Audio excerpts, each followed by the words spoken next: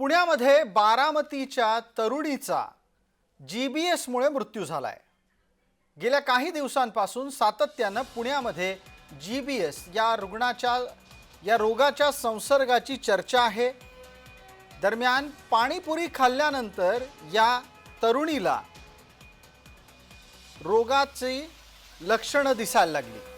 GBSच्या लागणीमुळे बारामतीतला पहिला मृत्यू नोंदवला गेलाय।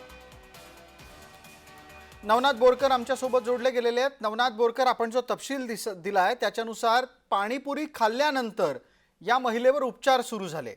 इथे महत्त्वाचा मुद्दा येतो की पाण्यातून विषबाधा झाली का?